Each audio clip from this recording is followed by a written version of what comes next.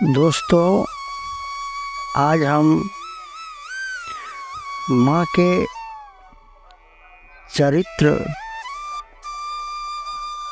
माँ कितनी दयालु होती है, उस पर एक कहानी सुनाने जा रहा हूँ। एक बार एक राजा के महल में एक व्यापारी 2 गायों को लेकर आया। दोनों ही स्वस्थ, सुंदर व देखने में लगभग एक जैसी थी। व्यापारी ने राजा से कहा, महाराज, ये दोनों गायें माँ बेटी हैं, परंतु मुझे यह नहीं पता है कि दोनों में माँ कौन है और बेटी कौन है।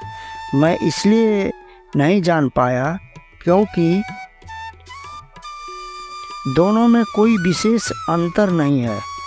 मैंने अनेक स्थानों पर लोगों से यह पूछा, किंतु कोई भी इन दोनों में माँ बेटी की पहचान नहीं कर पाया।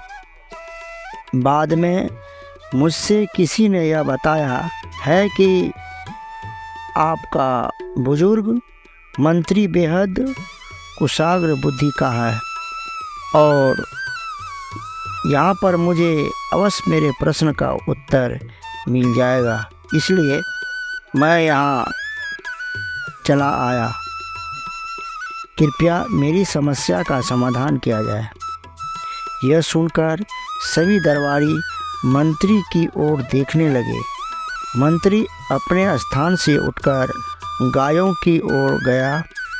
उसने दोनों का गहराई से निरीक्षण किया, किंतु वह भी नहीं पहचान पाया कि वास्तव में कौन माँ है और कौन बेटी है।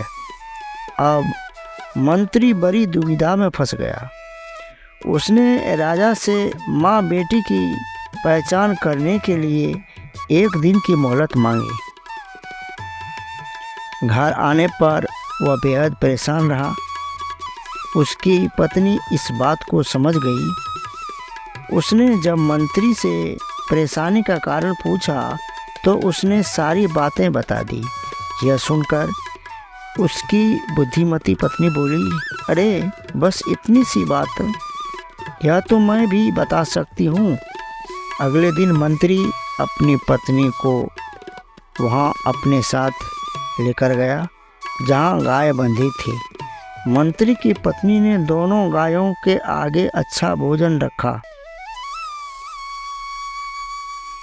किंतु कुछ ही देर के बाद उसने माँ और बेटी में अंतर बता दिया।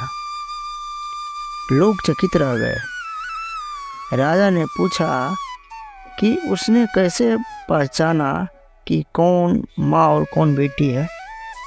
तो मंत्री की पत्नी बोली, पहली गाय जल्दी जल्दी खाने के बाद दूसरी गाय के भोजन में मुंह मारने लगी और दूसरी वाली ने पहली वाली के लिए अपना भोजन छोड़ दिया। ऐसा केवल माँ ही कर सकती है, यानी दूसरी वाली माँ है। माँ ही बच्चे के लिए भूखी रह सकती है। माँ में ही त्याग, करुणा, वात्सल्य, ममत्व के गुण विद्यमान होते हैं। इस दुनिया में माँ से महान कोई नहीं है। माँ के चरणों में भगवान को भी झुकना पड़ता है।